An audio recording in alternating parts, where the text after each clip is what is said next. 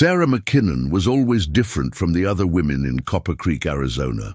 Her curves made the town whisper, and her confidence made them afraid. When the townspeople finally snapped, they did the unthinkable. They chained her to the old oak tree outside of town, leaving her to the mercy of the desert sun. But they didn't count on James Blackwood, the richest rancher in the territory, finding her there. One look at the cruelty before him, and James knew he had to act. As he reached for those chains, he wasn't just saving a woman. He was challenging everything his world believed in. But can two outsiders find love while fighting against a town determined to destroy them? Before we jump back in, tell us where you're tuning in from. And if this story touches you, make sure you're subscribed, because tomorrow I've saved something extra special for you. 1 week earlier, Sarah's fingers traced the worn leather binding of her mother's diary, its pages yellow with age. The morning sun streamed through her bedroom window, casting long shadows across the wooden floor of her modest home on the outskirts of Copper Creek. She'd read the passages so many times she knew them by heart. "My dearest Sarah," her mother had written, "in a world that seeks to shrink us, stand tall. Your beauty is your strength, not your shame." The words brought both comfort and pain. Her mother had faced the same whispers, the same judgmental stares. But times were supposed to be different now. It was 1885, not 1855. Sarah closed the diary and stood, straightening her riding clothes. She had horses to train, and she wouldn't let the town's small-mindedness keep her from doing what she loved. At the stables, Sarah worked her magic. Wild mustangs grew calm under her touch. Spooked horses learned trust again. Her methods were different, gentler, more intuitive than the harsh braking techniques others used. And that was part of the problem. Unnatural, they called it, the way she could calm a horse with just her presence. Unseemly, they whispered, when she rode astride instead of side saddle. But it was her curves that drew the most vicious comments, as if her very shape was an act of defiance against proper society. Tommy Parker brought his new stallion in that morning, a magnificent beast with wild eyes and a nervous disposition. Nobody else could get near him, Tommy admitted, keeping his eyes carefully averted from Sarah's figure. "But they say you have a way." Sarah approached the horse slowly, her voice soft and melodious. "Hey there, beautiful," she crooned, letting the stallion catch her scent. "Nobody's going to hurt you here." The horse's ears flicked forward, interest overcoming fear. Within minutes, Sarah had her hand on his neck, stroking gently. Tommy watched in amazement as the supposedly untamable stallion nuzzled into her touch. "Miss McKinnon!" The sharp voice of Mrs. Abigail Whitmore, head of the town council, shattered the peaceful moment. The stallion startled, but Sarah maintained her calm, keeping him steady. "Good morning, Mrs. Whitmore," Sarah replied evenly, not taking her eyes off the horse. She could feel the older woman's disapproving glare boring into her back. "We've had complaints," Mrs. Whitmore announced, her voice clipped, "about your inappropriate attire and behavior. This is a respectable town." Sarah finally turned, one hand still on the stallion's neck. Her riding clothes were practical. Pants for safety, a fitted shirt that allowed movement, nothing scandalous except to those who found a woman's natural form offensive. "I'm working, Mrs. Whitmore. These clothes keep me safe while handling horses. Would you prefer I risk injury to satisfy propriety?" Tommy shifted uncomfortably between them, clutching his hat. Mrs. Whitmore's face tightened with displeasure. "You're setting a dangerous example for the young ladies of this town. First the clothes, then the independent living, the unwomanly work. We've been lenient because of your father's memory, but enough is enough." Sarah felt her mother's words echo in her mind. "Stand tall. My work speaks for itself," she said firmly. "Every horse I train, every rider I teach, they trust me because of my skill, not my appearance." "You have until Sunday to make appropriate changes," Mrs. Whitmore declared, "or the council will be forced to take action." She turned on her heel and strode away, leaving a heavy silence in her wake. Tommy cleared his throat. "Miss McKinnon, I'm sorry about all that. What you did with Kaiser here, It's amazing. Sarah managed a small smile. Thank you, Tommy. Let's focus on getting Kaiser comfortable with a saddle, shall we? But as she worked through the morning, Sarah couldn't shake the weight of Mrs. Whitmore's threat. Her mother's diary had warned of this, how fear could turn a community against its own. Her mother had chosen to leave to start fresh elsewhere, but this was Sarah's home, her father's legacy. She wouldn't be driven out by small minds and smaller hearts. That evening she lit a lamp and opened the diary again, finding the entry. From just before her mother left, "My darling girl, they fear what they don't understand. A woman who owns her beauty, who stands in her power, it threatens their careful order. But remember, your body is not a scandal. Your strength is not a sin. You come from a line of women who refuse to be less than they were. Whatever you choose, choose it standing tall." Sarah closed the diary gently. Sunday was 4 days away, 4 days to decide, bend to their will or face whatever punishment they deemed appropriate. Her fingers brushed the diary's worn cover, feeling the strength of generations within its pages. She would not bend. Whatever came, she would face it standing tall, just as her mother had taught her. Sunday arrived with storm clouds gathering on the horizon, nature itself seeming to sense the tension in Copper Creek. Sarah sat in the back of the town hall, her spine straight as a rail, watching as the council members filed in with their official decree papers. The wooden benches filled quickly with townsfolk, their whispers like dry leaves scratching across the floor. Mrs. Whitmore took her place at the podium, her grey hair pulled severely back, her mouth a thin line of righteousness. "We are gathered today to address a matter of public morality," she began, her voice carrying to every corner of the hall. "Miss Sarah McKinnon has been given ample opportunity to correct her inappropriate behavior." Sarah felt the weight of every stare, but she didn't shrink. Her mother's words echoed in her mind. "Stand tall." "The council has documented numerous complaints," Mrs. Whitmore continued, lifting an official-looking paper. "Indecent attire, unsuitable conduct, corrupting influences on our young women. Miss McKinnon has chosen to ignore our warnings, to flout our traditions." From the crowd, young Betty Wilson, one of Sarah's riding students, stood up. "But Miss McKinnon taught me to be brave. She showed me I could—" "Sit down, child." Betty's mother yanked her back to the bench. "This is exactly the sort of influence we're talking about." Sarah's heart ached for Betty, seeing the girl's eyes fill with tears. But before she could speak, Reverend Clark stepped forward. "I've seen girls as young as 12 beginning to emulate Miss McKinnon's style of dress," he intoned gravely. "They speak of independence, of choosing their own paths. This defiance of natural order cannot continue." The council members nodded, in solemn agreement. Sarah finally rose, her voice clear and steady. "My work helps this community. Every horse I gentle, every rider I teach." "Silence!" Mrs. Whitmore slammed her hand on the podium. "Your work, as you call it, is no excuse for moral corruption. The council has reached its decision." She unfurled the decree, its official seal gleaming in the lamplight. "Sarah McKinnon, you are hereby declared a public nuisance and moral hazard. Until you demonstrate proper feminine modesty and behavior, you will be barred from conducting business within town limits." Murmurs rippled through the crowd. Sarah stood her ground. "You can't do this. I have contracts, obligations. Furthermore," Mrs. Whitmore continued, her voice rising, "to prevent further corruption of our youth, you will be restricted from public spaces where your influence might spread." "This is madness," Sarah protested.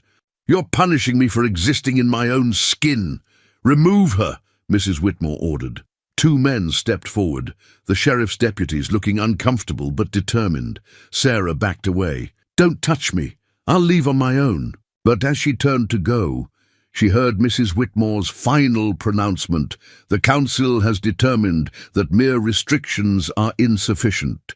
More dramatic measures are required to demonstrate the consequences of such brazen defiance." Sarah never saw who struck the first blow. There was a sudden rush of movement, hands grabbing her arms, voices raised in righteous fervor. She fought, but there were too many. The last thing she saw was Betty Wilson's terrified face as they dragged her from the hall. Through it all, the decree lay on the podium, its official language sanitizing the brutality it authorized. To be made an example of by such methods as the council deems necessary for the moral protection of the community. They took her in the night, away from prying eyes, to the old oak tree outside of town. The chains were cold against her skin, their metallic clink a mockery of justice. As they left her there, Mrs. Whitmore stepped close one last time. "When you're ready to accept your proper place," she whispered, "to dress and behave as a lady should, you'll be released." Sarah lifted her chin, meeting the older woman's gaze. "My proper place is wherever I choose to stand." Mrs. Whitmore's face hardened. "Then stand here until hunger and shame teach you better." She turned away, leading the others back toward town, leaving Sarah alone with the rising moon and the weight of the chains. But even bound to the oak, Sarah refused to bow her head. The chains might hold her body, but they couldn't chain her spirit. She was her mother's daughter, and she would face whatever came standing tall. Dawn came with cruel clarity, painting the desert in shades of gold and rose. Sarah's wrists were raw, where the iron chains had chafed through the night. Each link a cold reminder of the town's judgment. The old oak's rough bark pressed against her back, offering neither comfort nor mercy. The morning stage rumbled past on the distant road, kicking up dust.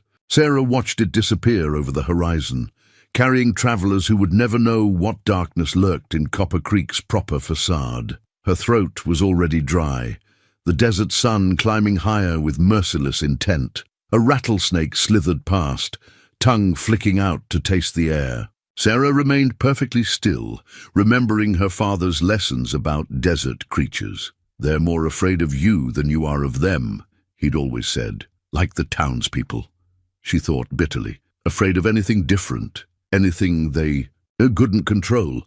The sound of approaching hooves made her heart leap, but it was only young Tommy Parker, riding wide around the tree on his way to town. He couldn't meet her eyes, his face a mask of shame as he urged his horse faster. "Coward," Sarah whispered, her voice rough from thirst. But she understood his fear. Standing up to the likes of Mrs. Whitmore meant risking everything. Reputation, livelihood, acceptance. The chains clinked as she shifted, trying to find a less painful position. They'd left just enough slack for her to sit or stand, a mockery of mercy. The metal had warmed in the sun, but that only made it worse, like wearing bands of fire around her wrists. A covey of quail scattered through the scrub brush, their quiet calls a reminder of the life that continued despite human cruelty. Sarah watched them, remembering mornings spent riding these same lands, feeling free and strong. Now, the desert she loved had become her prison. Mid-morning brought the first townspeople, drawn by morbid curiosity. They kept their distance, whispering. Behind raised hands, Sarah recognized Mrs. Peterson from the general store, who'd always praised her way with horses. Now the woman hurried past, pulling her young daughter close, as if Sarah's condition might be catching. The girl stared, wide-eyed, until her mother jerked her away. "That's what happens to women who don't know their place," Sarah heard her say. The words cut deeper than the chains. Sweat trickled down Sarah's back, her clothes offering little protection from the rising heat. She'd lost feeling in her fingers, but she forced them to move, refusing to let the chains win. Every small defiance mattered. A prairie hawk circled. Overhead, its cry echoing across the empty landscape. Sarah envied its freedom, its indifference to human rules and restrictions. The bird answered only to the sky, the wind, its own wild nature. "Miss McKinnon?" A small voice startled her. "Betty." Wilson stood a few yards away, clutching a cloth-wrapped bundle. She glanced nervously over her shoulder. "Betty, you shouldn't be here," Sarah managed, though her heart warmed at the girl's courage. "I brought water," Betty whispered, creeping closer. "And some bread. I can't reach high enough to go home, Betty." Sarah's voice was firm but gentle. You've shown more bravery than any of them, but I won't let you risk their anger. Go on now." Tears spilled down Betty's cheeks as she backed away, leaving the bundle just out of Sarah's reach. The sight of it, salvation so close yet impossible to grasp, was another kind of torture. The sun climbed higher, and Sarah retreated into memories. Her mother's voice reading from her diary. Her father teaching her to gentle wild horses. The first time she'd ridden astride, feeling the power and freedom of moving as one with her horse. The chains couldn't touch those memories. They couldn't change who she was, who she'd chosen to be. Each link represented their fear, their need to control, their desperate clinging to outdated ideas. But chains could be broken. Iron could be overcome. As afternoon heat shimmered across the desert, Sarah began to sing, softly at first, then stronger. The lullaby her mother had taught her, about a wild mare running free under endless stars. Let them hear, let them know that chains might bind her body, but her spirit remained unbroken. The old oak's leaves rustled above her, nature's accompaniment to her act of defiance. She was Sarah McKinnon, her mother's daughter, her father's legacy, and she would not be broken by iron or ignorance. James Blackwood pulled his gold pocket watch from his vest, its polished surface catching the afternoon sun. The elegant timepiece had been his father's final gift, a reminder that true wealth lay not in gold, but in how a man chose to spend his time. The stage was running 2 hours late, and Copper Creek looked like every other small-minded town he'd passed through on his way west. The watch's lid snapped shut with a decisive click. He'd built the largest cattle empire in the territory, by seeing potential where others saw only dust and limitation. This town would be no different, assuming its people could be reasoned with. "Mr. Blackwood, sir," the stagecoach driver called down. "Sorry for the delay. Broke an axle back near—" James waved away the apology, his attention caught by the unusual silence of the town's main street. Every face that peered out from shops and walkways seemed to carry the same wary tension. "Something wrong in town?" he asked the driver, who suddenly became very interested in adjusting the horse's reins. "Not my place to say, sir. Best speak to Mrs. Whitmore at the town council if you're looking to do business here." James's fingers traced the edge of his watch chain thoughtfully. He'd learned to read people like others read ledger books, and everything about this town's atmosphere spoke of secrets and shame. The Silver Dollar Saloon offered the best vantage point for observation, and James settled at a corner table with a clear view of the street. The whiskey was awful, but the gossip proved invaluable. Showed her what proper women do. Chained up like a wild animal. Blackwood himself coming to invest. That McKinnon girl had it coming. James's hand stilled on his glass. The fragments of conversation painted an ugly picture, one he'd seen too often in his travels. Small towns and their small judgments, using propriety as a weapon.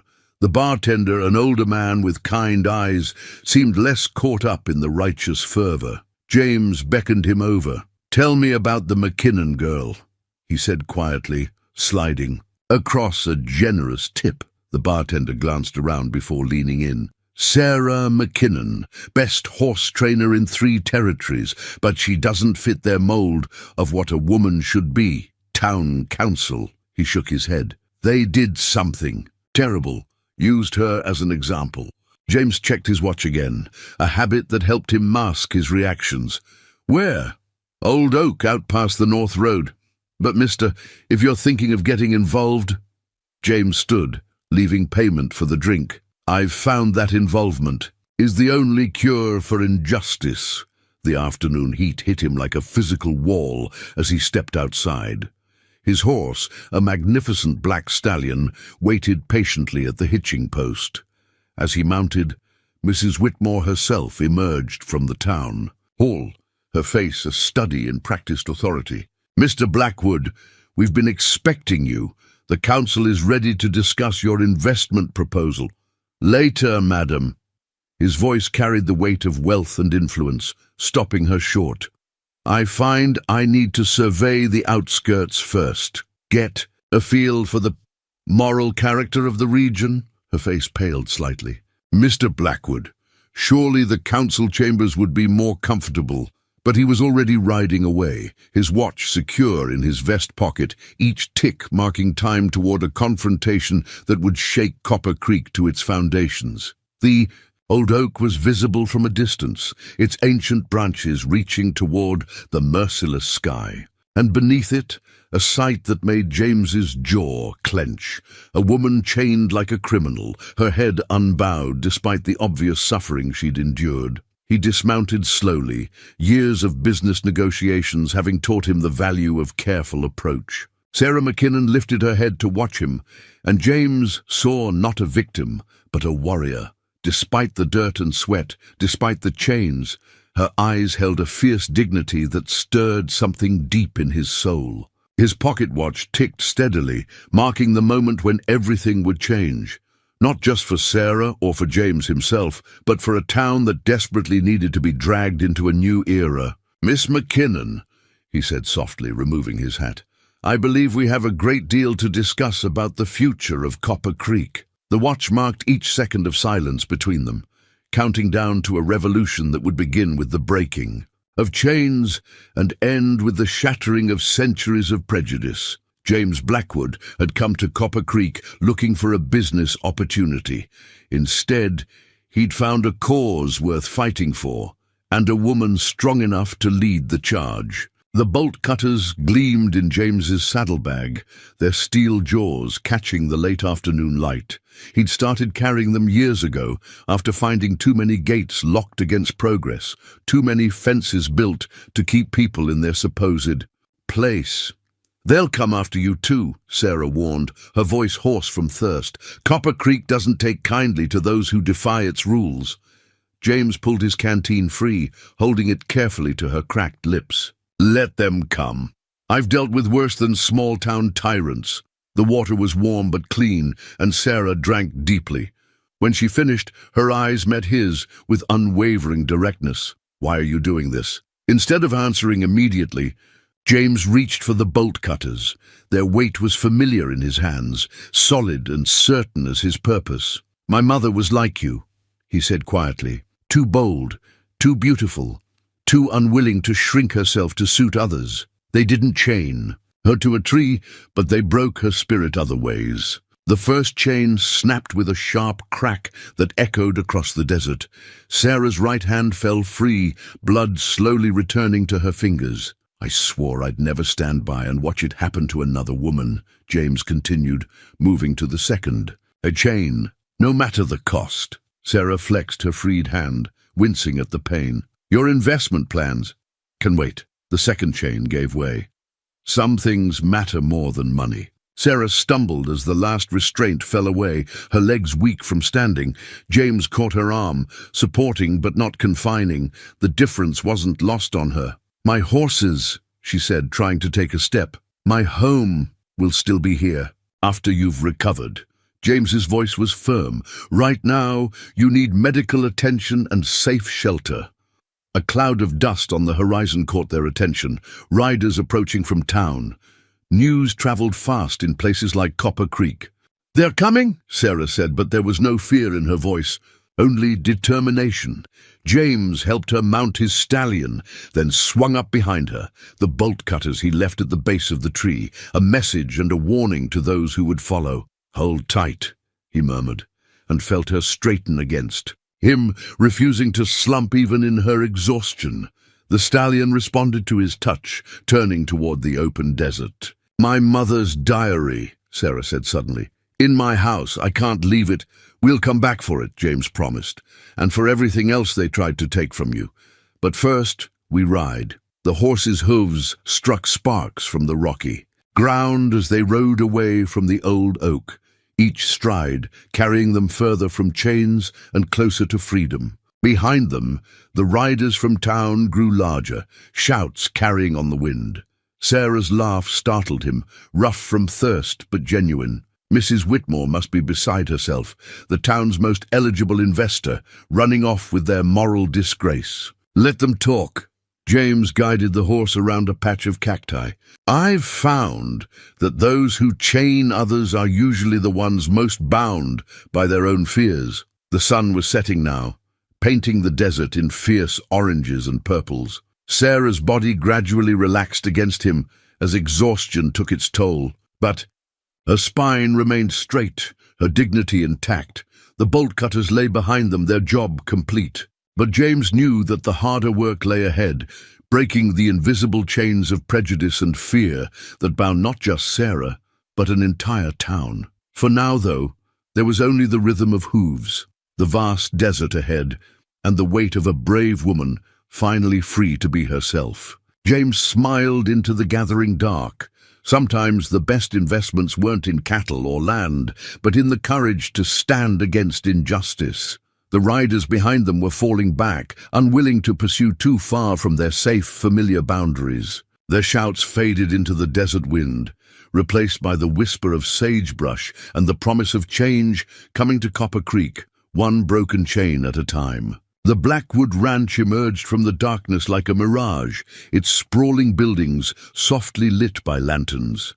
Sarah, barely conscious after the long ride, registered the sweet smell of alfalfa and the gentle sounds of cattle in the night. Strong. Hands helped her down from the horse, and she fought to stay upright, unwilling to show weakness even now. "Maria!" James called out, supporting Sarah's weight. "Bring the medicine chest, and wake Rosa." An older Mexican woman appeared on a porch, her dark eyes taking in the situation quickly. She disappeared inside, returning moments later with a wooden chest, decorated with intricate Native American designs. "Madre de Dios," Maria breathed, seeing Sarah's condition. "This way, quickly." They led Sarah into a comfortable bedroom where an elderly woman waited. Rosa's weathered face spoke of Apache heritage, her hands steady as she opened the medicine chest. "The chains?" Rosa asked simply, removing a clay jar filled with dark salve. "Cut," James replied. "But her wrists?" Rosa nodded, uncapping the jar. A pungent, earthy smell filled the room.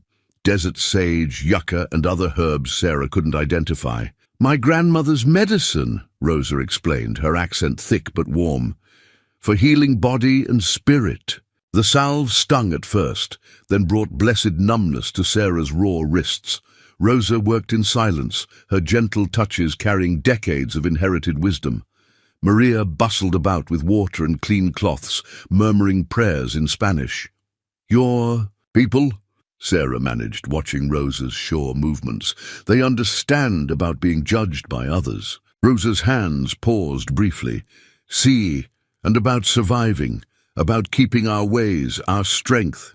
She resumed applying the salve. "This medicine, the white doctors call it superstition, but it heals." James stood in the doorway, his presence protective, but not possessive. Rosa's grandmother was the local healer before the town decided they were too civilized for traditional medicine. "Their loss," Sarah whispered, feeling the salve's magic working through her pain. "Their fear," Rosa corrected, "of women who know things, who hold power in their hands." She secured light bandages around Sarah's wrists. "Like you with your horses." A commotion arose outside, voices approaching hooves. James straightened. "Stay with her," he told the women, striding out to meet the disturbance. Maria moved to close the heavy curtains, but Sarah stopped her. "No, I want to see." Through the window, she watched James confront 3 riders in the yard. Even at this distance, she recognized Sheriff Mills's distinctive hat. "This is private property," James's voice carried clearly in the night air.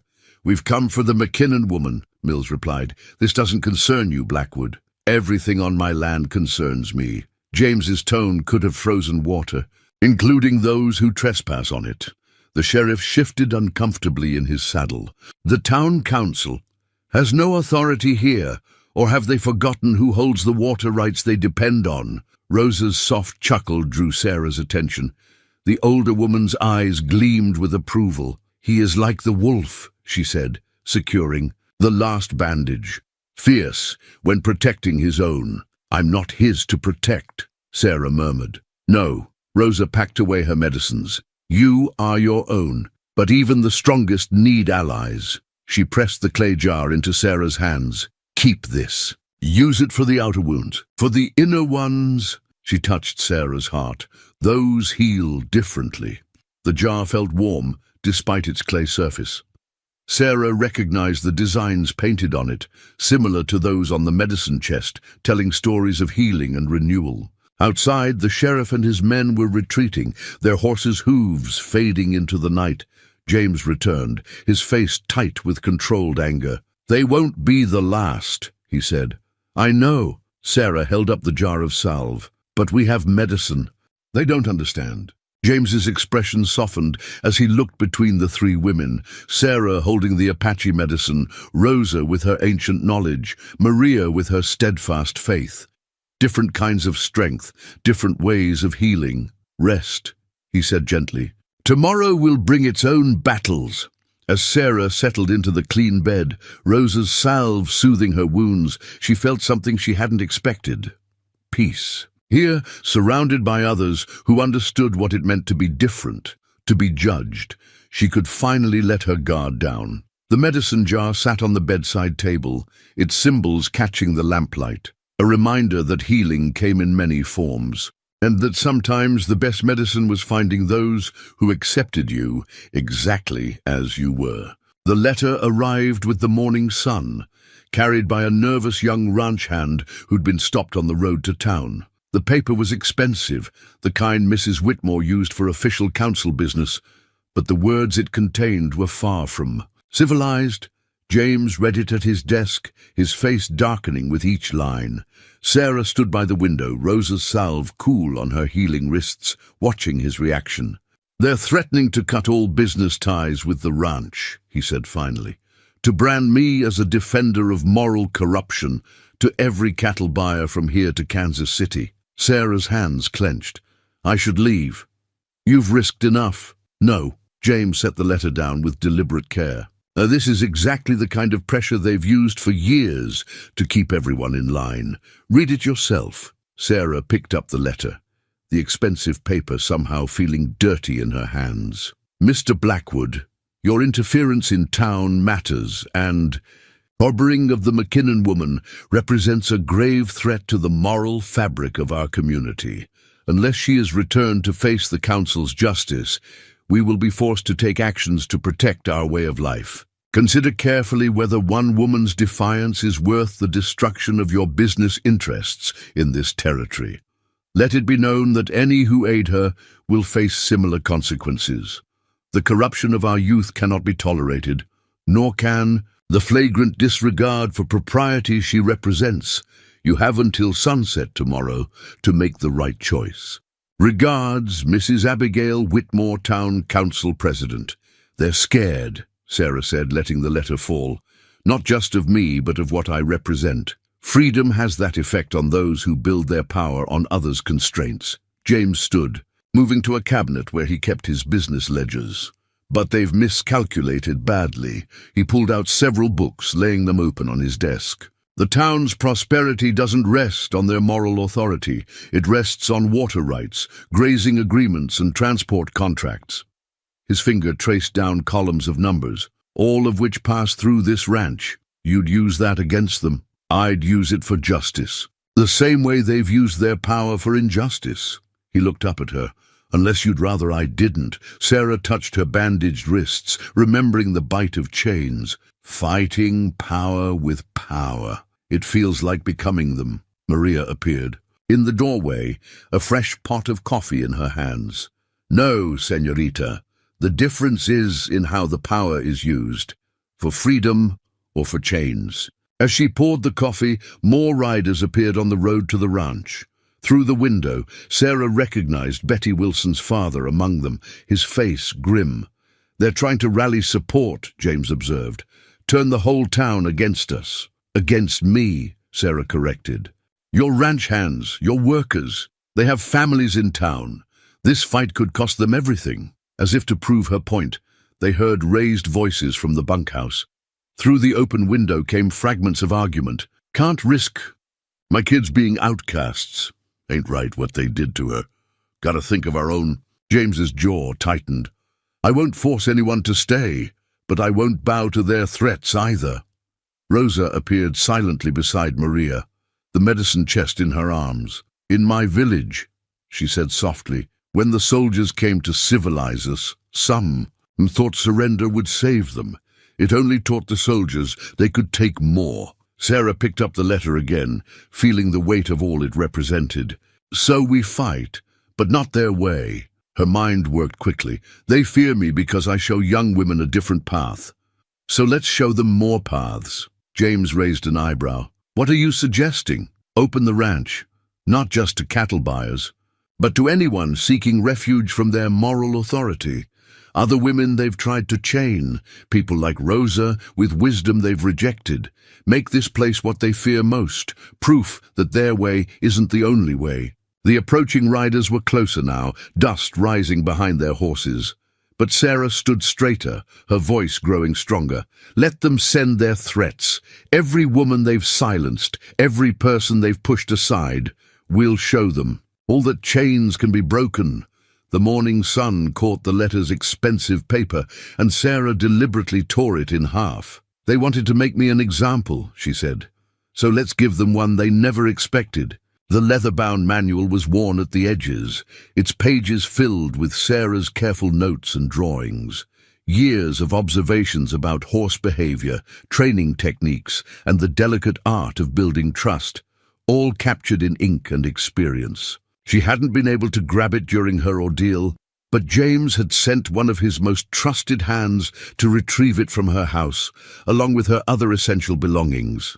Now, standing in the ranch's main corral, Sarah opened the manual to a fresh page. A crowd of ranch hands gathered at the fence, their initial skepticism giving way to curiosity as she approached the newly arrived Mustang, a gorgeous black stallion that had already injured 2 would-be trainers. "The old ways say break their spirit," Sarah explained, letting the stallion catch her scent. "My father taught me different. Watch their spirit, learn from it, work with it." The horse's ears flicked forward, nostrils flaring. Sarah stood quietly, her body language open and calm. Behind her she heard the scratch of pencil on paper. Young Miguel, one of the ranch hands, taking notes. "Every horse speaks," she continued, taking a slow step forward. "Through their ears, their eyes, their movements. The trick isn't dominating them. It's learning their language." The stallion snorted, pawing the ground. Several hands tensed, but Sarah remained steady. She opened her manual, showing Miguel the detailed sketches of horse postures and their meanings. "See how he's testing, not threatening, asking who we are." She took another step. "My manual has 10 years of these conversations. Every success, every failure." The stallion's head lowered slightly, curiosity overtaking caution. Sarah began humming softly, an old technique noted in the margins of her book, passed down from horse traders on the Navajo trails. "Madre de Dios," whispered Maria from the fence, "just like the stories of horse whisperers." Within an hour, Sarah was running her hands along the stallion's neck, speaking softly as the proud animal stood calm and trusting. The ranch hands broke into spontaneous applause, and even the most skeptical among them looked impressed. "The manual," Miguel asked eagerly. Could I study it sometime?" Sarah smiled, seeing the genuine interest in the young man's eyes. "Better. You can help me add to it. Your people have horse wisdom too, wisdom I'd love to learn." Word spread quickly through the ranch. By afternoon, Sarah had a small group of regular students, not just ranch hands, but their wives and daughters too. The manual became a shared text, with Sarah adding notes about Mexican horse training, traditions and bits of Apache wisdom from Rosa. "You're building something here," James observed that evening, watching Sarah add new sketches to the manual's pages. "Something more than horse training." Sarah nodded, not looking up from her work. "Knowledge doesn't belong to just one group. Neither does strength." She turned to a fresh page. "Every person who learns these methods, who sees there's another way besides force, they carry that lesson beyond the corral." A commotion at the main gate interrupted their conversation. Through the window, they saw Betty Wilson on her pony, her mother close behind, both looking nervous but determined. "Miss McKinnon," Betty called out. "Pa said we're not supposed to talk to you, but could you teach me about horses, about doing things different?" Sarah met James's eyes, seeing her own hope reflected there. She picked up her manual, feeling its familiar weight. "Come in, Betty. Bring your mother too. I think we all have something to learn from each other." The evening sun caught the gold lettering on the manual's spine, the language of trust, as Sarah walked out to meet her new students. Each page represented more than just horse training now. It was becoming a testament to different ways of seeing, of learning, of being. More riders were approaching the ranch, other townsfolk drawn by rumors of the gentle horse trainer who defied convention. Not all would stay, not all would learn, but as Sarah opened her manual to share its wisdom, she knew that each small change, each mind opened, was another crack in the walls of prejudice. "First lesson," she said to her growing audience, the black stallion grazing peacefully nearby. "True strength doesn't come from breaking spirits. It comes from helping them." Soar. The manual's pages rustled in the evening breeze, ready to record new chapters in the ongoing story of change. Sarah's chains had been meant to make her an example of submission. Instead, they'd become the catalyst for something far more powerful. A revolution of gentle hearts and minds, spreading one lesson at a time. Sheriff Mills's badge caught the late afternoon sun as he dismounted at the ranch gate, the silver star tarnished around its edges. Like the man who wore it, the badge's authority had been slowly corrupted by years of compromise, of looking the other way, while the town council bent justice to their will. "Quite a gathering you've got here, Blackwood," Mills called out, eyeing the dozen or so horses hitched outside the corral. Inside, Sarah was conducting another training session, her voice carrying clear and strong. James stepped down from the porch, positioning himself between the sheriff and the corral. "Folks are free to learn here, Sheriff. No law against that." "No law yet." Mills touched his badge unconsciously. "But the council's meeting tonight. Special session." His eyes tracked the group of women and girls watching Sarah work. Mrs. Whitmore's mighty concerned about the influence being spread here. "Influence?" James's voice hardened. "You mean knowledge? Understanding? The kinds of things that might make people question chains and trees?" The sheriff flinched slightly, his hand dropping from his badge. "You're new here, Blackwood. Don't understand how things work." "Oh, I understand perfectly. I understand how men with badges can forget what they stand for. How silver stars can become weights around the conscience." Inside the corral, Sarah was demonstrating a gentle way to halter a nervous mare. Betty Wilson and 3 other young girls watched intently, their faces bright with learning. Their mothers stood nearby, a mixture of anxiety and wonder in their expressions. "This has to stop," Mills said, but there was uncertainty in his voice. The council doesn't own these people's minds," James cut in, "or their daughters' futures. That badge you wear, it's supposed to protect everyone's rights, not just the ones Mrs. Whitmore approves of." A rider came galloping up, young Tommy Parker, his face flushed with urgency. "Sheriff, they're forming up in town, armed men," Mrs. Whitmore said to, "I'd tell you." "Armed men?" James stepped forward. "For what? Teaching girls about horses?" Mills's hand strayed to his gun, an unconscious gesture that spoke volumes. "Now don't get riled, Blackwood. Just a precaution. The council's worried about disorder." Sarah had noticed the commotion. She secured the mare and walked to the fence, her students trailing behind her. "Disorder, Sheriff?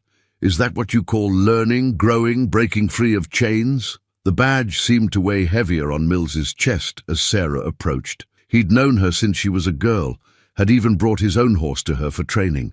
"Once, Sarah, please don't make this harder than it has to be. Just stop these gatherings. Come back to town. Submit to the council's authority." "Like you submitted?" Sarah's voice was quiet but cutting. "Traded your conscience for that star?" The sheriff's face reddened. "You're out of line. No, you're out of line." James moved to stand beside Sarah. "Using armed men against women and children? Is that what that badge means now? More riders were appearing on the road from town, a dozen men, rifles visible on their saddles. Mrs. Whitmore rode with them, her face set in righteous determination. "Get everyone inside," James murmured to Maria, who began quietly shepherding the women and girls toward the house. "Tommy," he called to the young man still sitting his horse, "ride to the north pasture. Tell the men there to come in, now." Mills watched the approaching group, conflict clear on his face. His badge, meant to represent law and justice, had become a symbol of the very oppression it was supposed to prevent. "It's not too late," Sarah said softly.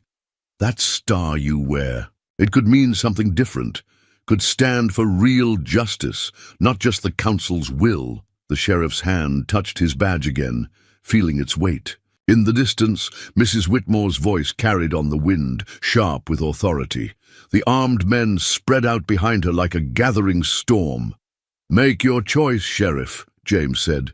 "But remember, that badge carries responsibility, not just power." Mills looked at his approaching posse, then at the women and girls being hurried to safety. His hand dropped from the tarnished star, and for the first time in years, he felt its true weight. "God help us all," he muttered, and turned his horse toward the approaching riders. The badge caught the sun one last time, like a question hanging. In the desert air, which side of justice would it serve when the storm finally broke? The garden behind the ranch house was Rosa's pride, a hidden oasis of desert flowers and herbs, carefully tended in the shelter of adobe walls. By moonlight, it became something magical. The night blooming cereus, unfurling its petals like stars fallen to earth. Sarah found James there, after the others had gone to sleep, his tall frame leaning against the wall as he stared at the distant lights of Copper Creek. The sweet scent of evening primrose filled the air, nature's defiance of the desert's harshness. "Thinking about tomorrow?" she asked, moving to stand beside him. "Thinking about choices," he replied, "the ones that shape our lives without us even knowing at the time." He turned to look at her, his face soft in the moonlight, like stopping. At that oak tree, a night bird called somewhere in the darkness. Sarah touched one of Rosa's flowering cacti, marveling at how something so delicate could grow from something so strong. "Why did you stop?" she asked. "Really?" James was quiet for a moment, considering. "I saw myself in that moment, not as I am now, but as I could have been. The man who rides past, who tells himself it's not his concern." His hand found hers. "In the darkness, I didn't like that man. And now, with armed men coming, your business threatened. Now I understand something my father tried to teach me." He led her to a small bench nestled among the flowering plants. "He built our ranch. Empire from nothing, but at the end he said true wealth isn't in what you own. It's in what you stand for." Sarah felt the warmth of his hand in hers, so different from the cold chains that had bound her. "Your mother," she said softly. "You mentioned she was like me, strong, beautiful, unwilling to be less than herself." His voice caught slightly. "The town she lived in didn't chain her to a tree. They just chipped away at her spirit piece by piece until she forgot who she was." A cloud passed over the moon, dimming the garden. In the distance, a coyote howled, a lonely, defiant sound. "Is that why you've never married? Fear of watching someone else be broken?" James turned to face her, his eyes intense. "No. I never married because I never met anyone who made me want to stand and fight instead of stand and watch, until now." The moonlight returned, illuminating the garden's beauty. Sarah felt her heart quicken, but her voice remained steady. "I'm not looking to be saved, James Blackwood." "Good." His smile was gentle. "Because I'm not looking to be a savior. I'm looking to be a partner in whatever storm comes." He reached out slowly, giving her time to pull away, and touched her cheek. Sarah leaned into his hand, feeling the strength and tenderness there. "They'll come at dawn," she whispered. "Let them come." His voice was soft but certain. "Some things are worth fighting for." The night-blooming cereus released its fragrance, sweet and fleeting. Sarah closed the distance between them, her lips meeting his in a kiss that tasted of promise and defiance. His arms went around her, strong but not confining, offering shelter without demanding surrender. When they parted, the moon had risen higher, turning Rosa's garden silver. Somewhere in the house, a child laughed in her sleep, one of the girls, who'd found refuge at the ranch. "Listen," James said, his arms still around Sarah. "That's the sound they fear most. Joy they can't control. Freedom they can't chain." Sarah rested her head against his shoulder, breathing in the desert night. "My mother used to say that love is like water in the desert, precious because it's rare, powerful because it creates life where none should exist." The garden stood testament to that truth, roses blooming in dust, beauty thriving against all odds, like their own hearts, opening despite the harshness around them. "Whatever comes tomorrow," Sarah said, "we face it together, not as savior and saved, but as equals." James's answer was another kiss, gentle as moonlight on roses.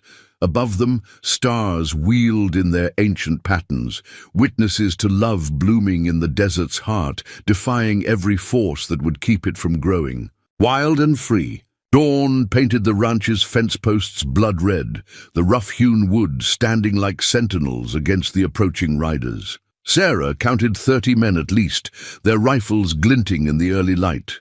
Mrs. Whitmore rode at their head, her high-necked black dress a banner of righteous authority. James stood at the main gate, one hand resting on the weathered wood. The fence line stretched out on either side, more than just a barrier for cattle now. It marked the boundary between hatred and hope, between the old world and what could be. Behind them, the ranch hands had formed their own line, armed but steady. Miguel stood with his father and brothers, their faces grim. Rosa and Maria had gathered the women and children in the house, but Sarah could see Betty Wilson's face. Pressed against a window, watching, the riders pulled up short of the fence. Sheriff Mills sat uncomfortably on his horse, caught between the two forces he was supposed to keep peace between. "This is your last chance, Blackwood," Mrs. Whitmore called out. "Send out the McKinnon, woman, and end this foolishness." "Foolishness?" James's voice carried clearly across the morning air. "Is that what you call teaching, learning, growing? We call it corruption," someone shouted from the crowd. "Destroying our ways." Sarah stepped forward to stand beside James, her hand finding his. "Your ways destroyed people long enough. Ask your daughters if they want to live in your chains." Mrs. Whitmore's face tightened. "Children don't know what's best for them. That's why God gave them proper authorities to guide them." "Like you guided me?" Sarah's voice rose, with chains and trees and shame. Movement at the fence line caught her attention. Betty Wilson had slipped out of the house, and now she pushed through the ranch hands to stand in front of Sarah. We can't have her," the girl shouted, her young voice trembling but determined. "She teaches us to be strong." "Betty Wilson," her father pushed his horse forward, "get back in that house right now." "No, Pa." Betty stood straighter. "Miss McKinnon shows us we don't have to be afraid of who we are, that we can be more than just what others want us to be." More figures emerged from the house, women and girls, forming a line along the fence. Sarah recognized faces from town, the seamstress's daughter, the blacksmith's wife, the young widow who lived by the church. "There are children," Mrs. Whitmore's voice rose in fury. "Our wives, you've poisoned their minds. We've opened their eyes," Sarah called back. "The poison was already there, in your rules, your chains, your fear of women who dare to be free." The ranch fence creaked as men shifted in their saddles, some looking uncertainly at the women they'd come to save. Sheriff Mills pushed his horse forward, his badge catching the morning light. "Think carefully," he said, addressing both sides. "Bloodshed here won't wash away easy." "No one needs to bleed," James replied. "This fence marks our land. Cross it with violence, and you're no longer righteous men defending tradition. You're armed attackers threatening women and children." Sarah saw the impact of his words. Some of the men looked away, suddenly uncomfortable with their role in this moral crusade.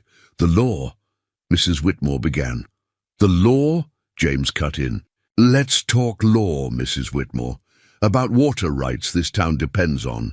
About grazing agreements that keep your cattle fed. About contracts that could disappear with one telegram to my lawyers in Denver. A murmur ran through the crowd. Mrs. Whitmore's face flushed with rage. You'd destroy this town's livelihood? For her? For them? James gestured to the line of women and girls along the fence. For every person you've tried to chain, shame, or silence, this fence marks a boundary you've created between fear and freedom. Choose which side you want to be on. The morning sun climbed higher, harsh light revealing the doubt on many faces. Betty's father swung down from his horse, walking slowly to the fence. Betty? He called softly. You really feel that strongly about this? Yes, Pa. Betty's voice was stronger now. Miss McKinnon teaches us that being strong isn't wrong, that we can be brave and still be good. He looked at his daughter for a long moment, then turned to the other riders. My girl's got more sense than all of us. I'm not raising arms against children learning to be strong. More men began dismounting, stepping away from Mrs. Whitmore's crusade. The fence line stood between them like a mirror, reflecting back the truth of what they'd become and what they could choose to be instead. Sarah squeezed James's hand, watching the future balance on the edge of a weathered fence post. The morning wind carried the scent of sage and promise, whispering of change that couldn't be chained. Sarah's lasso hung coiled at her saddle, the rope worn smooth from years of gentle use with frightened horses. She'd never used it as a weapon, until today. As Mrs. Whitmore's remaining loyalists surged forward, Sarah swung into her saddle, the familiar weight of the rope ready at her hip. Take them! Mrs. Whitmore's voice cracked with hysteria. Before they corrupt the whole territory. The first shots fired high, warning shots meant to frighten rather than harm. But Sarah saw James stumble, a bullet splintering the fence post near his head. Without thinking, her lasso spun out, catching the rifle of the nearest attacker, and yanking it from his hands. That's enough, she shouted, the rope already coiling back for another throw. No more weapons, no more force. Face us as equals or leave. Her horse, sensing her intention, moved with perfect precision. The lasso flew again, this time looping around Mrs. Whitmore's waist. Sarah didn't pull. She didn't need to. The message was clear. The woman who had ordered her chained was now at her mercy. How dare you? Mrs. Whitmore sputtered, trying to free herself. This is assault. No, Sarah called back, holding the rope steady. This is justice. The difference is I won't use it to chain you. I'm giving you a choice. Around them, the battle had taken on an almost surreal quality. Ranch hands disarmed the remaining attackers with swift efficiency, while the women from the house formed a human chain across the yard, protecting the children behind them. James had recovered, blood trickling from a scratch on his cheek. Sarah's right, he said, his voice carrying across the chaos. Choose now. All of you. Are you men of violence or men of conscience? The sheriff finally spurred his horse forward, positioning himself between the two groups. His badge caught the morning sun as he drew his pistol, and then slowly, deliberately laid it on the ground. Enough blood, he declared.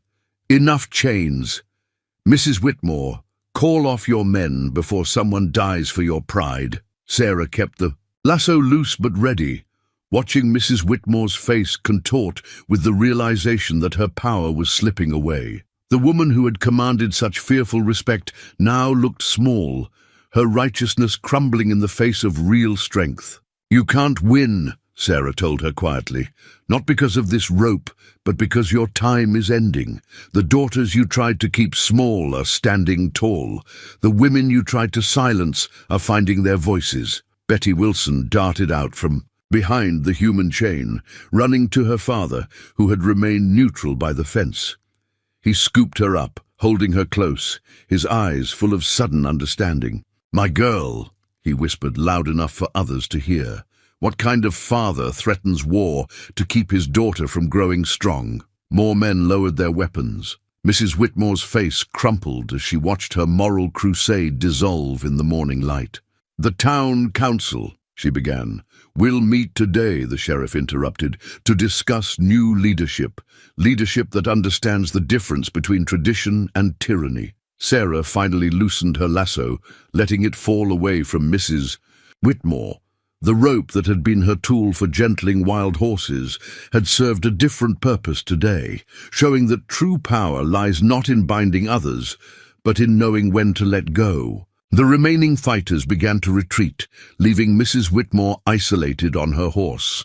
She looked around wildly, seeing former allies backing away, mothers embracing daughters they'd come to save, men choosing love over fear. "This isn't over," she declared, but her voice wavered. "You're right," Sarah agreed, coiling her lasso with practiced ease. "It's just beginning. A new chapter, where girls grow up free and strong, where women stand tall without shame, where power serves justice instead of fear."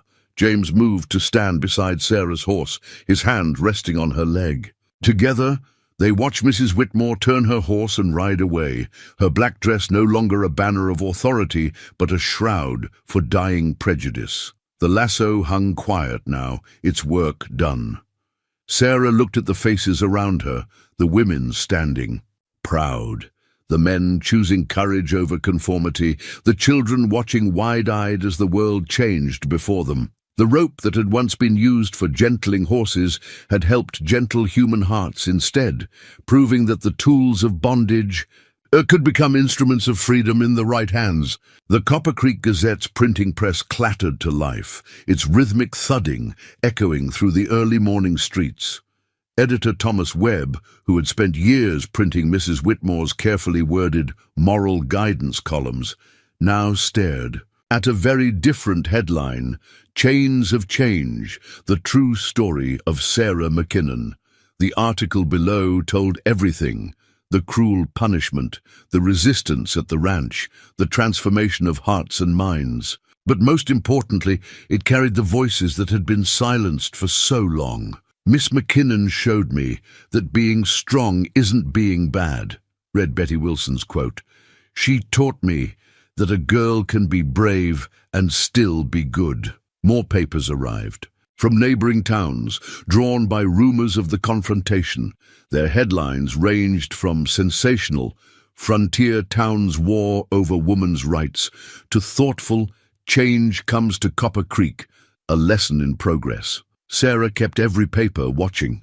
As the story spread beyond their small corner of the territory, letters began arriving at the ranch, from other women who had faced similar persecution, from fathers questioning their own rigid beliefs, from young girls dreaming of different futures. "They're calling it the Copper Creek Revolution," James said, spreading the latest papers across his desk. "Though I notice they're a bit unclear on whether you use that lasso for good or ill." Sarah smiled, reading a particularly colorful account from the Denver Post. "Let them wonder. The truth is in the changes we're seeing, and changes there were." The town council, with Sheriff Mills's firm guidance, had suspended Mrs. Whitmore's authority pending a formal review. More women were wearing practical riding clothes without fear of condemnation. The ranch's training sessions had become a legitimate school, with families from 3 territories sending their daughters to learn. "Look at this," James said, holding up a letter. "The governor's wife is interested in visiting. Says it's time these antiquated practices of punishment were addressed territory-wide." The printing press kept churning, each edition of the Gazette marking another step forward. Thomas Webb, finding his conscience along with his courage, began a series of editorials examining the town's history of using shame and isolation to maintain control. "We must ask ourselves," he wrote, "whether tradition that chains the human spirit is tradition worth preserving." Sarah stood in the newspaper office, watching the latest edition take shape. The lead type spelled out yet another story of transformation. The town council's decision to hold new elections, with women eligible to serve for the first time. "Never thought I'd see the day," Webb admitted, adjusting his ink-stained spectacles. "Mind writing a piece for us? About your methods with horses?" Folks are starting to see the connection between gentle training and gentle governance. Outside, Sarah could hear the paper boys already calling out headlines from the previous edition. Copper Creek leads territory in reform. Read all about it. How strange, she thought, that the same papers that had once carried notices of her moral corruption now celebrated her methods as wisdom.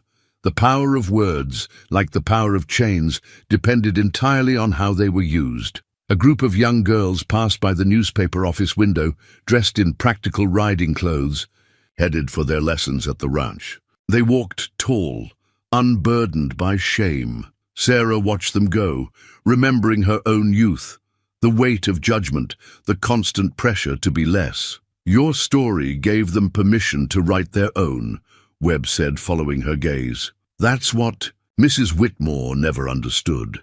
You can't chain a story once it's been told. The printing press continued its steady rhythm, like a heartbeat of change. Each edition carried more voices, more stories of transformation. Women who had silently endured similar treatment began to speak out. Men who had enforced the old ways began to question them. We're not just printing news anymore, Webb observed, holding up the fresh pages. We're printing possibility. Sarah touched the still wet ink, feeling the slight impression of the type. Like the marks left by chains, these impressions would last, but they would tell a different story.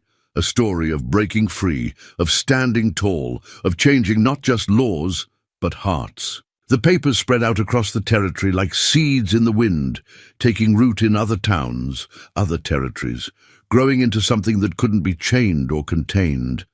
The simple revolutionary idea that every person deserved to stand free and strong in their own truth. The new town charter lay open on the council chamber table, its fresh ink gleaming in the lamplight. The document represented weeks of careful negotiation, each article crafted to prevent the abuses of the past while building toward a more inclusive future. Article 1, Sarah read aloud to the packed chamber, her voice steady. No citizen of Copper Creek shall be subject to punishment without due process of law. No council, committee, or individual shall have the power to impose extra-legal sanctions or physical restraints upon any person. She paused, meeting Mrs. Whitmore's eyes across the table. The older woman sat quietly in the audience now, her authority stripped away by unanimous vote. But it was her presence here, her willingness to face what she had done, that gave Sarah hope. Article 2, James continued, the right to pursue honest work, education, and personal development shall not be restricted based on gender, appearance, or manner of dress, provided such choices do not harm others. Betty Wilson's father stood up. I move to add, and parents shall be guided by conscience and love, not fear and tradition, in raising their children. The room murmured approval. Sarah watched faces in the crowd, men who had once ridden, armed to the ranch now nodding thoughtfully, women who had turned away from her in shame, now sitting tall and proud. Tell them about Article 7, Sheriff Mills urged. He had become one of the strongest advocates for change, his tarnished badge now shining with renewed purpose. Sarah turned the page. Article 7. A permanent commission shall be established, comprising equal numbers of men and women, to review any accusations of moral or social misconduct. No punitive action may be taken without this commission's approval. And the chair of this commission, James prompted, will be Sarah McKinnon, Mills announced, if she'll accept. The room grew quiet. Sarah felt the weight of the moment, the symmetry of it, from chained outcast to guardian of justice. She looked at Mrs. Whitmore again, seeing not an enemy now, but a reminder of why such protections were necessary. I accept, she said clearly, but with one condition. Mrs. Whitmore must serve as co-chair. Gasps and whispers filled the chamber.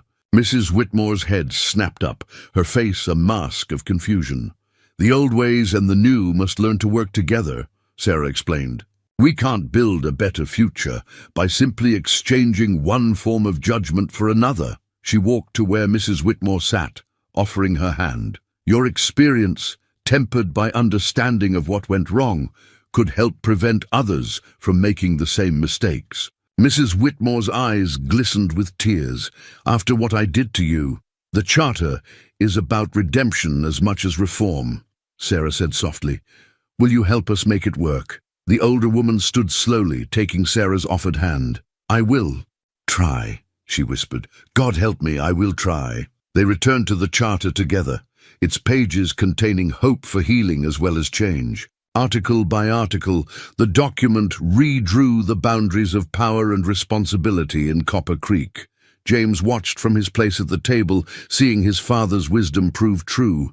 Real wealth lay not in what you owned, but in what you stood for. The charter would protect his business interests, yes, but more importantly, it would protect the human spirit's right to grow and flourish. One final article, he said, standing, regarding the old oak tree. Sarah tensed slightly, but her voice remained strong.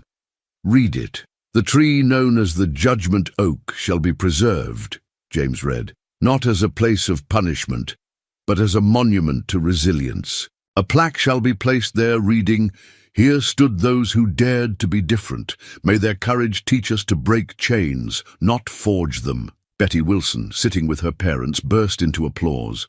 Others joined until the chamber rang. With it, not celebration of victory, but acknowledgement of transformation. The charter's final page waited for signatures. One by one, townspeople came forward, former opponents and supporters alike, to sign their names to this new beginning. Each signature represented a choice to change, to grow, to see differently. Sarah signed last, her name flowing strong and free across the page. Above them all, in careful script, ran the charter's simple preamble. We, the people of Copper Creek, choosing justice over judgment, growth over fear, and hope over hatred, do hereby establish these articles of mutual respect and protection. The document was complete, but Sarah knew the real work was just beginning. True change happened not on paper, but in hearts and minds. The charter was just the first step on a long road of redemption. The engagement ring caught the sunset's light. Its simple gold band, holding not a diamond, but a smooth piece of polished wood from the old oak tree. James had commissioned it specially, working with both the town's jeweler and a native craftsman from Rosa's tribe. A reminder, he said, holding it out to Sarah as they stood in the garden where they'd first kissed, that beauty comes in unexpected forms and strength grows from adversity. Sarah touched the smooth wood inlay, feeling its warmth. You understand, don't you, that I won't be a traditional wife? Traditional? James smiled. Like those society women in Denver who've never broken a wild horse or reformed a whole town, I think I'll survive the scandal. The ring slipped onto her finger perfectly, its weight familiar though she'd never worn one before. Like everything. Between them it represented partnership rather than possession. The ranch hands are taking bets, Sarah said, admiring how the wood grain caught the light. Half think I'll wear a proper dress for the wedding. The other half expect me in riding clothes. And what do you expect? I expect to be myself. The woman you fell in love with, not the woman others think I should be. James pulled her close. The garden's evening primrose releasing its sweet scent around them. The woman I fell in love with rewrote a town's laws, gentled wild horses, and taught me that true strength lies in lifting others up, not holding them down. Inside the house, they could hear preparations for the engagement celebration. Maria's voice carried through the open windows, directing the setup of food and decorations. The whole town had been invited, even those who had once stood against them. Are you sure about making it so public? Sarah asked. There are still those who need to see that love doesn't follow rules, James finished. That's exactly why it should be public. They walked back inside to find the house transformed. Rosa had woven wildflowers into garlands, their desert beauty defying any notion of proper decorations. Betty Wilson and the other girls from Sarah's training school had created their own decorations, paper chains painted in bright colors, symbolizing the transformation of bonds into beauty. Mrs. Whitmore arrived early, carrying a covered dish, and uncertainly. Since agreeing to co-chair the commission, she'd shown small but significant changes. Now, she approached Sarah with something like admiration in her eyes. "I brought my grandmother's honey cake," she said softly. "It's not traditional for engagements, but—" She glanced at Sarah's ring with its wooden inlay. "I thought perhaps we were making new traditions." More townspeople arrived, filling the house with a buzz of conversation and laughter. Sarah saw Thomas Webb from the Gazette taking notes. No doubt tomorrow's paper would carry a full account of how the infamous Sarah McKinnon's engagement party broke all the proper rules. The sheriff arrived in his best suit, his badge polished to a new shine. He'd brought his wife and daughters, the latter wearing riding clothes similar to Sarah's students. The sight would have scandalized the town just months ago. Now it barely raised an eyebrow. "A toast!" called Miguel, raising his glass. The young ranch hand had become one of their most vocal supporters. "To the couple who taught us that love doesn't chain, it frees." "To Sarah and James," the crowd echoed, and Sarah felt the warmth of acceptance wash over her. Betty Wilson tugged at her sleeve. "Miss McKinnon, Pa says I can keep taking lessons after you're married, that I can learn to run the ranch someday. Just like you." Sarah knelt to the girl's level, her ring catching the lamplight. "You can learn to do anything, Betty, and someday, when you find someone to love, they'll love you for your strength, not despite it." James came up behind her, resting his hand on her shoulder. The gesture spoke volumes: support without possession, partnership without dominance. "Actually," he said to Betty, "we're expanding the school. The governor's wife isn't just visiting. She's helping us establish a proper academy for young women, training in everything from horsemanship to business management." Sarah stood, leaning into his touch. "Really? You didn't tell me. Wanted it to be an engagement gift. The papers are in my office. Equal partnership, your name right beside mine."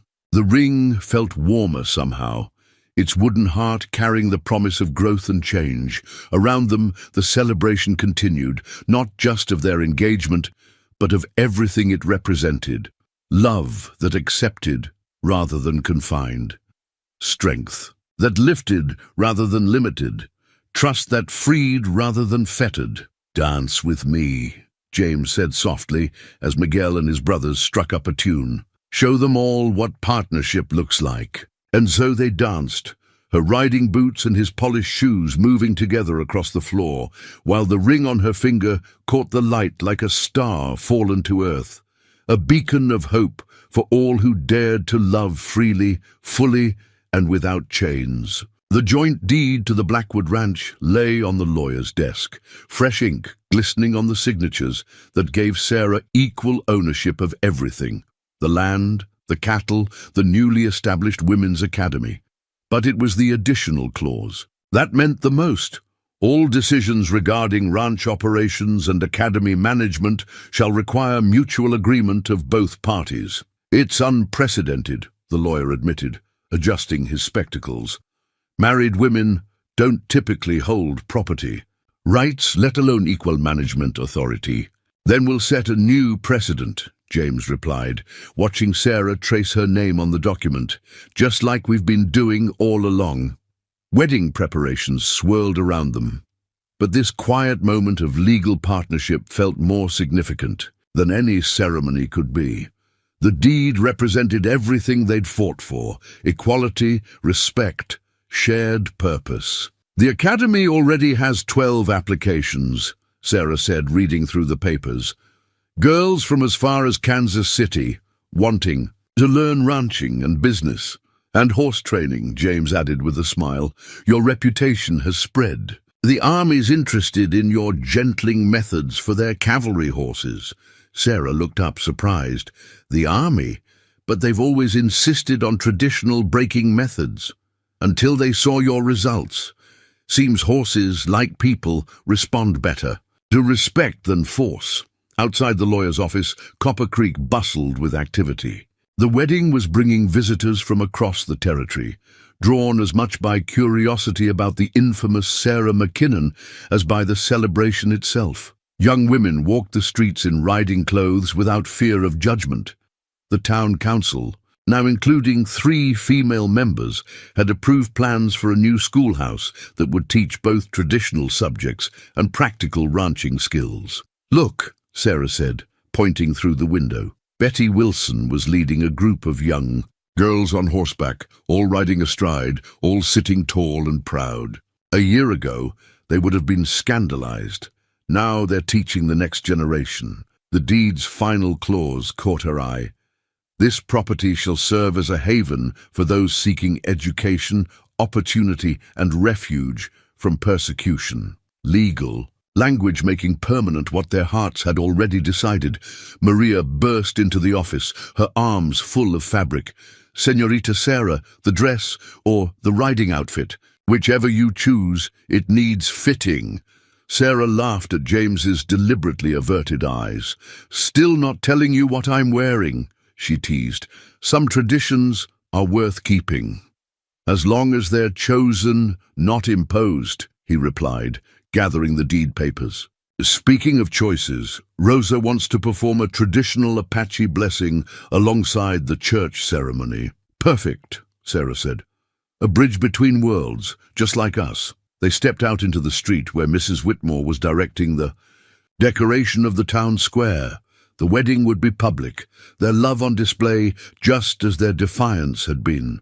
Children were weaving flowers through the old chains from the judgment oak, transforming symbols of oppression into art. "Miss McKinnon," Betty called out, dismounting gracefully, "we've been practicing a special riding display for your wedding. Will you watch us rehearse?" Sarah glanced at Maria's armload of wedding preparations, then at James. He grinned and took the deed papers. "Go. I'll handle the legal details. Partnership, remember?" As Sarah walked toward the training corral, she heard whispers from some visiting women. "That's her, the one who changed everything." The words carried no judgment now, only admiration. The deed would be filed tomorrow, making official what love had already proven. The true partnership meant supporting each other's strengths, sharing both burdens and triumphs.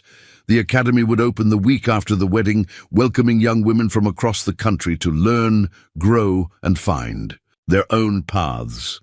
"Show me what you've learned," Sarah called to her students, watching them guide their horses into formation. Their faces shone with confidence, their backs straight, their spirits free. This was her real legacy, not just the changes in law or custom, but the light in these girls' eyes. Behind her, she heard James talking with the army officers who'd come to observe her training methods.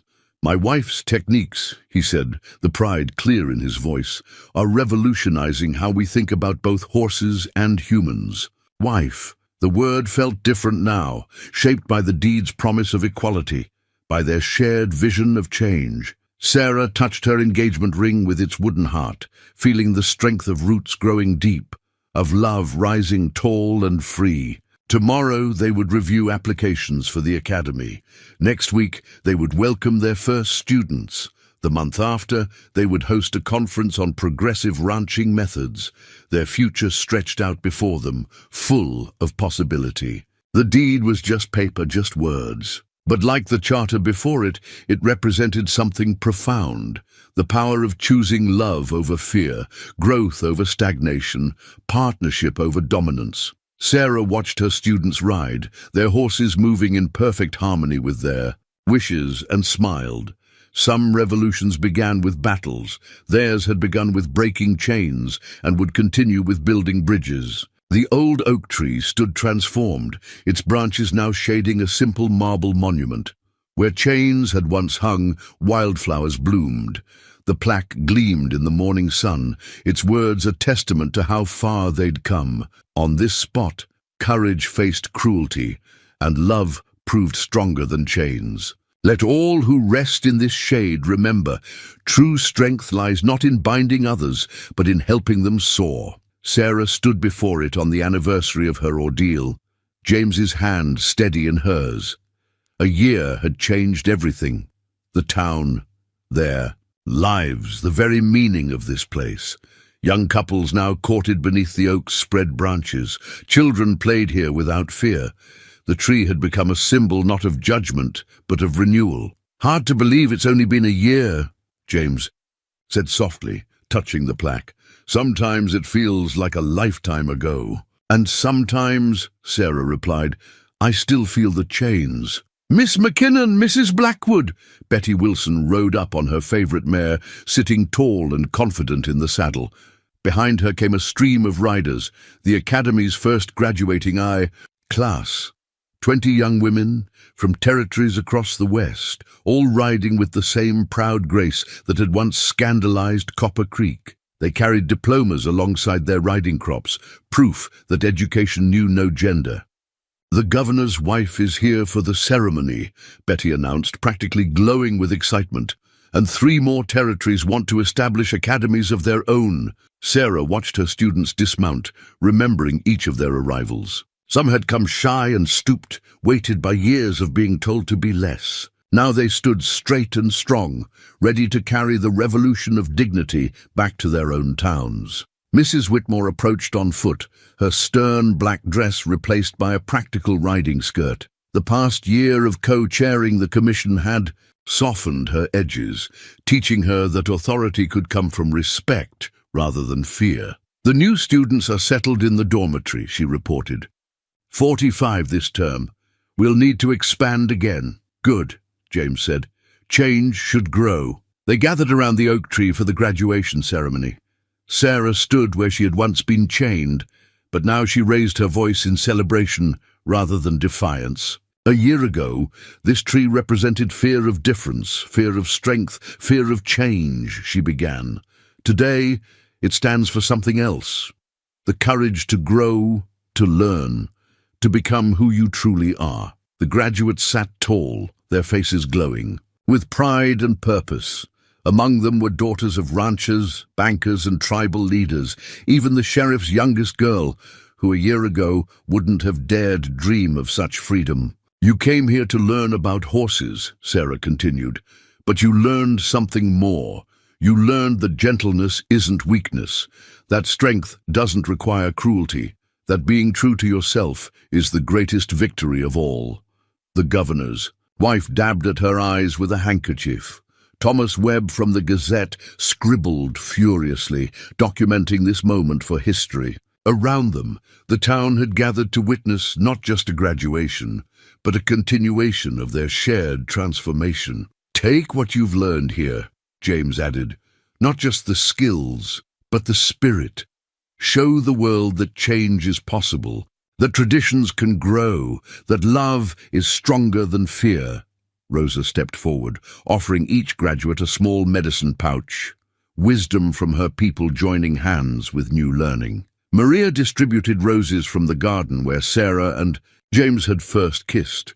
Mrs. Whitmore presented each young woman with a business license, legal proof of their right to practice their trades. The oak's leaves rustled overhead, nature's applause for human progress. Sarah touched her wooden ring, feeling the strength of roots and the promise of growth. "1 year ago," she said softly, "they tried to chain me here to break my spirit. Instead, they planted a seed of change that will flower for generations."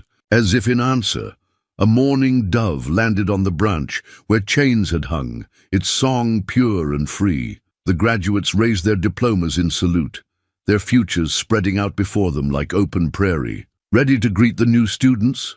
James asked, offering his arm. Sarah took it, partner to partner, equal to equal.